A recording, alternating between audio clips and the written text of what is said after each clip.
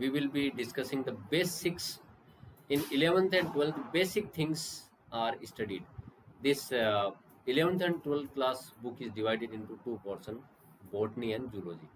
Half part plants का, half part animals का. इस तरह से स्टडी इसकी आधी आधी चलती जाती है. So first this third chapter is plant kingdom planting. So before going into detail, what are the classes or what are the categories of this plants, first we will discuss about three biological classification systems. One is artificial, second natural, and third one is phylogenetic. क्या क्या है देखते हैं. Okay, so first artificial classification system was given by Carolus Linnaeus.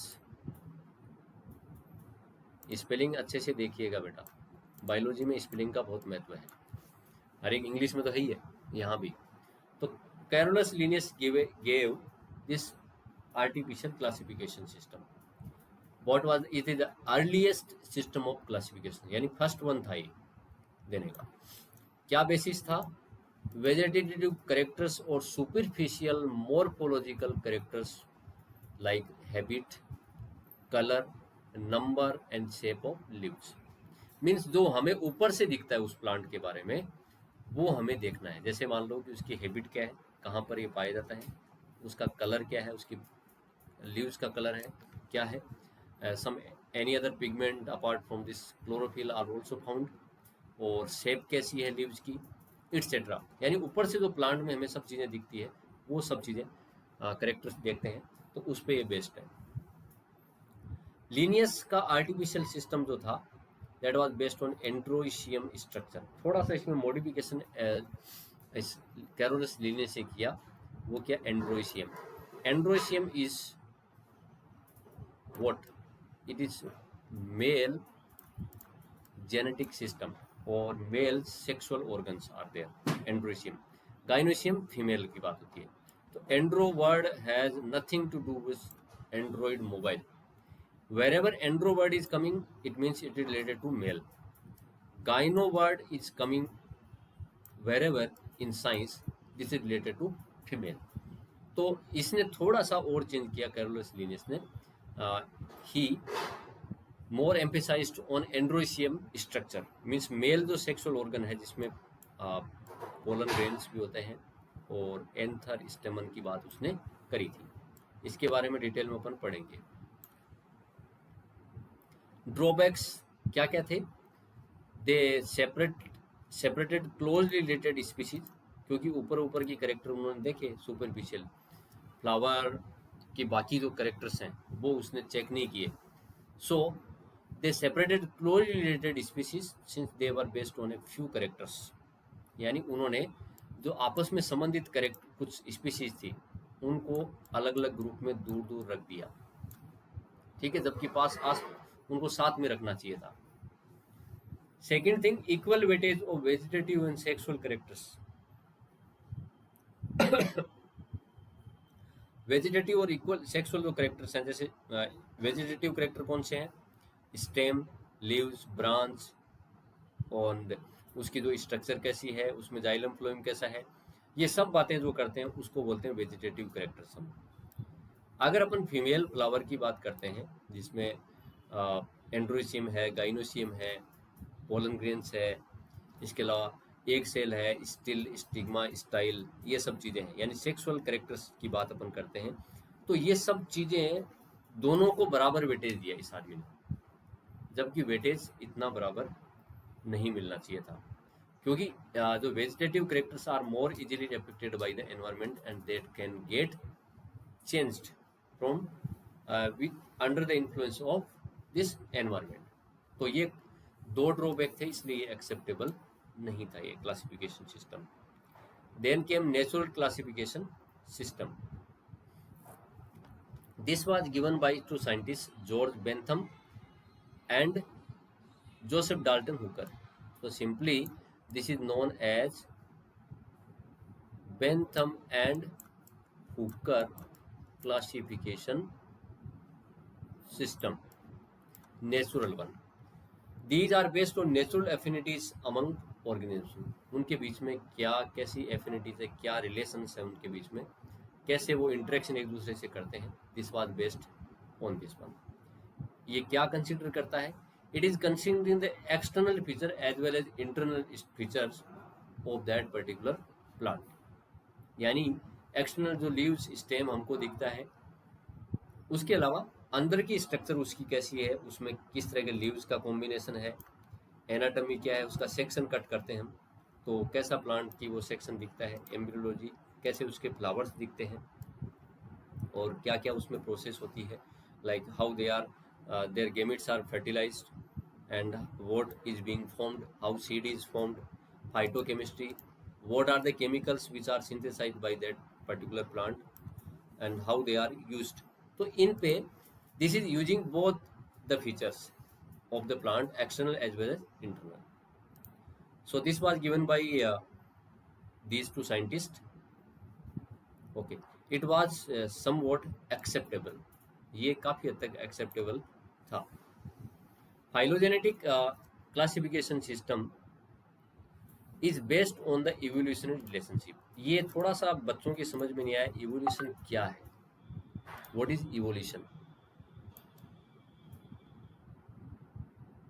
Evolution मतलब आज से लेके जब धरती पर जीव आए थे या धरती पहले जीव नहीं आए तब से लेके आज तक, what are the changes and how the living organisms are connected together, what are the things, what are the chemicals, what are the features by which they are connected, what are the relationship between them, this is called evolution. This process is known as evolution. So these are based on evolution relationship among organisms. So phylogenetic word जहाँ भी आए ना, ध्यान रखिएगा, where this word phylogenetic coming in biology, you make one thing clear, this is related, this will be related always to evolution only, वो evolution से related होगा। Okay, this assumes that organism in the same taxa have a common ancestor. एक taxon में अपन किसी organism को रखते हैं तो उसका कोई न कोई जो एंसेस्टर है, जो उसको जिससे बना है, वो पूर्वज जो इसका है वो सेम रहा होगा। जैसे मान लीजिए कि यहाँ पे मंकी, गोरिल्ला, एप, ये डिफरेंट डिफरेंट यहाँ पे बताए हुए, गोडजिला और ये सब जो अपन देखते हैं मूवी में, ह्यूमन बीइंग यहाँ पे, तो इनका कोई न कोई टाइम में एक फोर फादर जो है या उनका कोई जो एंसेस्टर जो है वो एक कॉमन रहा होगा उस टाइम। क्योंकि जैसे हम किससे पैदा हुए हैं, यस, हमारा जन्म किससे हुआ है, आदमी का, कोई बता सकता है? बंदर से, यानी मंकी से हुआ है। तो हमारा, इसका मतलब मंकी का और हमारा फोर फादर जो है, हमारा जो एक कोई टाइम में कॉमन फादर रहा होगा जिससे हम दोनों बने हैं। तो इसी रिलेशनशिप के आधार पर उनको डिफरेंट डिफरेंट टेक्सा में रखने का जो काम है, क्लासिफिकेशन सिस्टम है, उसको फाइलोजेनेटिक क्लासिफिकेशन सिस्टम हम बोलते हैं। इसके अलावा what are the other sources to resolve the problems arising in classification of the plants. So one more thing is given, three things given. Numerical taxonomy. Numerically it means related to number. It is based on the observable characters. It is carried out using computers. Number and codes are assigned to all the characters and data are produced. Thus hundreds of characters can be equally considered. यानी इसमें हम क्या करते हैं, इस वाले system में जो प्लांट्स के कैरेक्टर्स हैं, यानी आप सीधा सीधा कह लो कि जो ऑब्जर्वेबल कैरेक्टर है, जो एक्सटर्नल फीचर्स हैं, जो एक्सटर्नल फीचर्स हैं उनकी बात अपन यहाँ पे करते हैं। तो एक्सटर्नल फीचर्स जो है इसकी, उस फीचर्स को अपन हर एक कैरेक्टर को एक कोड दे देंगे। जैसे किसी को 1 दे दिया, किसी को 2 दे दिया, या ए दे दिया, कोड दे दिया, बी दे दिया, और A1 B1 इस तरह से हमने कोड दे दिया हर एक कैरेक्टर को। एंड उस कैरेक्टर को हमने फीड कहाँ कर दिया, कंप्यूटर में कर दिया, ताकि हमारा काम आसान हो जाए। Whenever we want to see that what does the code A1 means, तो हमें A1 मिल जाएगा, it is related to structure of the leaf of that plant. ठीक, इस तरह से हम न्यूमेरिकल टेक्सोनोमी काम में लेते हैं। Cytotaxonomy, wherever the cyto word is coming it means cellular, cell से रिलेटेड। किससे रिलेटेड? सेल से रिलेटेड हो गया cytotaxonomy. It is based on the cytological information like chromosome number, structure and behaviour. यानी सेल की कोई भी इंफॉर्मेशन है, इसमें कितने क्रोमोसोम्स हैं, what is the structure, what are the organelles found in a cell. आप सबको पता है कि सेल में न्यूक्लियस होता है। Apart from nucleus there are some mitochondria, chloroplast which is found only in the plant cell, this Golgi body ER. तो वो क्या होती है, एक सेल कैसा बिहेव करती है, ये सब चीज़ों की जो स्टडी जिस क्लासिफिकेशन सिस्टम होती है उसके बेस्ड पे हम ऑर्गेनिज्म को अलग अलग क्लास में रखते हैं, उसको साइटोटेक्सोनोमी कहते हैं। Chemotaxonomy, chemo means chemical, what is the chemical constituents are found in the plant. जैसे प्लांट्स का क्लासिफिकेशन हम उसके द्वारा प्रोड्यूस किए जा रहे केमिकल के आधार पे भी करते हैं, इसलिए इसको कीमोटेक्सोनोमी हम बोलते हैं। ओके, सो अब प्लांट को हम क्या करते हैं, अलग अलग कैटेगरी में बांटते हैं। फर्स्ट है algae, bryophytes, wherever the phyta or phyte word is suffixed in any word, this is related to plant. तो इस एल्गी का दूसरा नाम और है थेलोफाइटा। क्या नाम है? Thallophyta. Bryophyta, pteridophyta, P is silent in pteridophyta.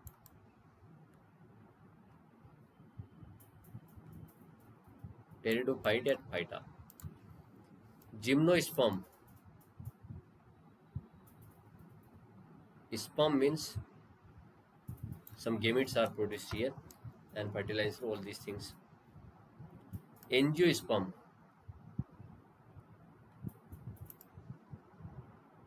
so five categories are there in the plant.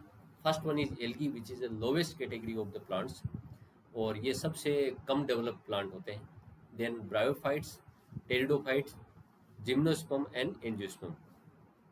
Angiosperms are the plants which are highly advanced plants, ये हाईली एडवांस्ड प्लांट होते हैं। ओके, अब पहले बात आती है एल्गी। तो आप में से किसी ने एल्गी देखा है क्या अभी तक? यस स्टूडेंट, कहाँ देखा है बताइए पहले।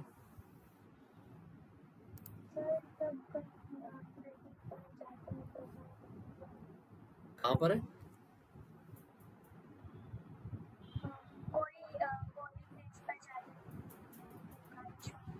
अच्छा अच्छा, राइट। आप whenever you are going to visit a place wherever water source is nearby, जहाँ पे वाटर एकदम कंटिन्यूस 12 मंथ्स रहता है, या फिर जैसे पॉन्ड है, तो उसमें तो आसपास में जो कोई ज़मीन होगी उस ज़मीन पर वो एल्गी आपको देखने को मिल जाएंगी। पानी में भी रह सकते हैं, ऐसी बात नहीं है।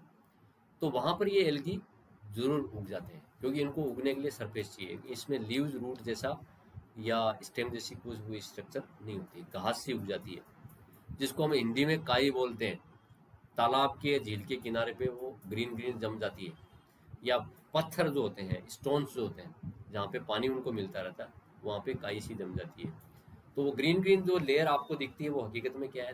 That is algae. ठीक है ना? वो एल्गी को उगने के लिए proper temperature, water and moist environment is required. तो अब इसकी बात करते हैं, इसकी स्ट्रक्चर क्या है। This is simple thalloid structure. यहाँ पे थैलोइड बोलो या थैलस बोलो, it means they have no root, no stem,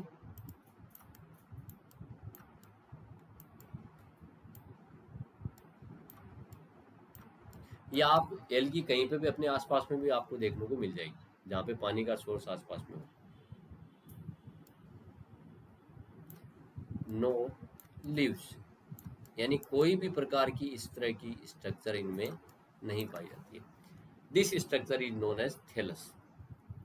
They are autotrophic because they are having chlorophyll. That's why they can synthesize the food on their own. Chlorophyll bearing, chlorophyll होता है इनके अंदर। Chlorophyll and chloroplast में कोई difference बता सकता है कि what is the difference between chloroplast and chlorophyll? Can anyone? हाँ, sir chloroplast contains. Okay, line आपने बोल दी, बट आपको अगर कोई पूछ ले कि तुम तो ये बताओ कि क्लोरोप्लास्ट क्या है, क्लोरोफिल क्या है? Chloroplast right right. और क्लोरोफिल केमिकल है, यानी पिगमेंट है, which is green colour. Very good बेटा। हाँ, chloroplast is a organelle which is found in plant cells and this chloroplast organelle contains chlorophyll pigment. उसमें बहुत सारे थाइलेकोइड होते हैं, उसमें पिगमेंट होता है जो ग्रीन कलर उसको देता है। And this chlorophyll molecule is very important because it captures the sunlight and in the presence of sunlight carbon dioxide and H2O are reacted and glucose is formed, C6H12O6. this glucose is formed and plus O2 is released. तो जीवनदायिनी जो हमारे gas है, जो जिसको ये environment को purify करती है, this oxygen also released. So this reaction is taking place with the help of chlorophyll because chlorophyll is capturing the sunlight and this reaction is happening. The food is synthesized and oxygen is released. Okay. Aquatic, they are found in water. They can be found in fresh water, मीठे पानी में, या marine यानी salty water में, जो समुद्र का होता है वहाँ पे भी हो सकते हैं. They also occur in moist stones, soils and wood. Soil में भी थोड़ा परसेंटेज इनका होता है एंड लकड़ी पे भी उगते हैं। देखो यहाँ पे ये लाइकेन जो क्या है, lichen is combination of fungi plus algae. Some occur in association with fungi, आपने पढ़ा है lichen. And animals also bear एक, ये बियर एक जो भालू है यहाँ पे, स्लोथ बियर जो दिखा रखा है यहाँ पे, इसकी स्किन पे देखो एल्गी उग गई है, देख रहे हैं कि नहीं? यानी एनिमल पे उग गई है, इनको क्या नमी मिलती रही है वहाँ पे और ये उग गई है, क्योंकि इनको ज़्यादा ज़मीन वाली चीज़ नहीं चाहिए इनको, क्योंकि पानी में रहती है तो इसकी स्किन नम रहती है, इसलिए इसके ऊपर भी उग गई है। तो इसकी भी किस्मत सही है कि इसके ऊपर एल्गी उग गई है। The form and size of algae is highly variable, अलग अलग वेराइटी इनमें पाई जाती है। Some are microscopic unicellular structures. अब ध्यान रखिएगा, हम ज़्यादातर बोलते हैं plants are multicellular, but algae में कुछ ऐसे भी होते हैं जो यूनिसेलुलर स्ट्रक्चर होती है। तो आपको याद रहना चाहिए कि Chlamydomonas is the algae which is found in unicellular position. एक ही सेल होती है इसकी, पूरी एक ही सेल होती है, एक सेल की बॉडी ही पूरा उसके शरीर को बनाती है। Colonial forms, these forms colony, इकट्ठे हो जाते हैं। जैसे कॉलोनी क्या होती है, बहुत सारे घरों का कॉम्बिनेशन, हम जैसे हाउसिंग कॉलोनी बोलते हैं। तो इस तरह से एल्गी भी क्या करते हैं, ग्रुप बनाते हैं अपना, और वो ग्रुप को हम क्या बोल सकते हैं, कॉलोनी बोल सकते हैं। जैसे वॉलवॉक्स है, Volvox. Okay, filamentous ribbon like structure में पाए जाते हैं ये इस तरह से, तो उसको बोलते हैं फिलामेंटस में। Ulothrix and Spirogyra, these are two examples of this one. देखिए स्ट्रक्चर यहाँ सबकी दिखाई हुई है यहाँ पे। ओके, रिप्रोडक्शन, अब जो चीजें अपन थोड़ी थोड़ी पढ़ चुके हैं उसी का रिपीटेशन यहाँ पे होगा। जैसे वेजिटेटिव रिप्रोडक्शन है वो फ्रेगमेंटेशन से होगा। अब आप में से कोई मेरे को बताएगा कि व्हाट इज फ्रेगमेंटेशन? कोई चीज़ अगर पूछी जाती है आप जवाब देते हैं, इस means you are decreasing your hesitation level, और वो आपके लिए बहुत अच्छा है। फ्रेगमेंटेशन बताइए कोई। Sir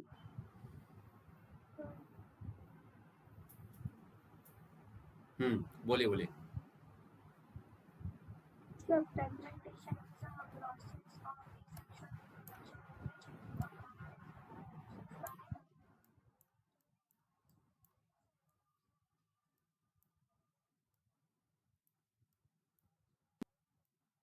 Parent or new plant.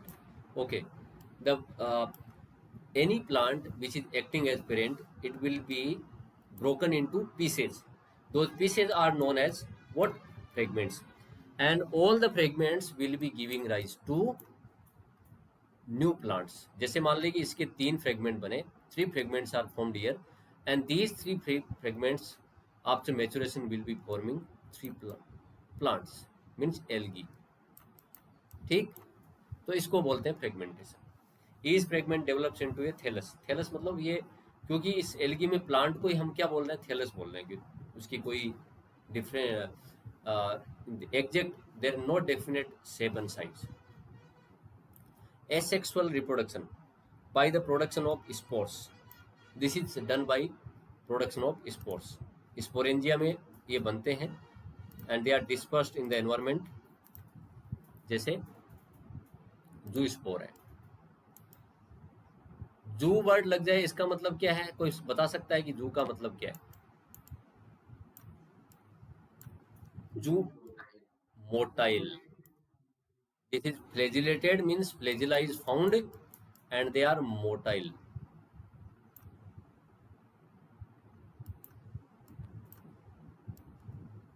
इसमें फ्लैजेला होता है एंड दे आर मोटाइल। तो zoospore, they are most commonly found asexual spores in algae. They are flagellated, they germinate and to give rise to new plants.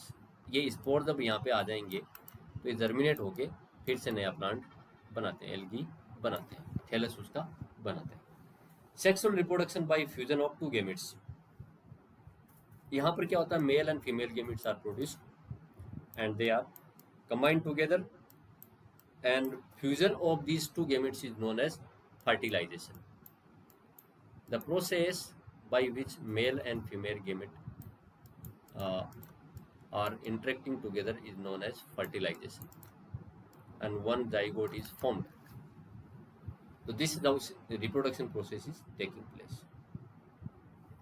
अब sexual reproduction अपन ये इतना topic पढ़ेंगे, is many types. इसमें 3 type अपन देख सकते हैं। One is isogamous. Iso का मतलब होता है सेम और सिमिलर। यहां पर क्या होता है, gametes which are fusing, male and female gametes, they are equal in size, बराबर होते हैं, तो इसको isogamous. Iso means similar, gamous means, gamous word का मतलब होता है गेमिट। सिमिलर गेमिट्स साइज में सेम होते हैं गेमिट्स, और ये गेमिट्स दे में भी मोटाइल और नॉन मोटाइल।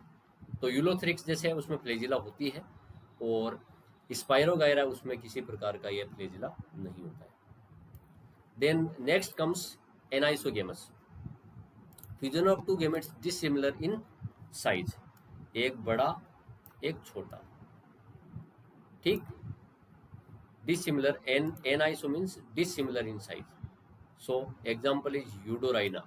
इसका एग्जाम्पल क्या है, Eudorina. And last one is oogamous. इसमें एक गेमेट बहुत ज़्यादा बड़ा होता है, यानी अब आप बोलेंगे what the basic difference between aniso and oogamous.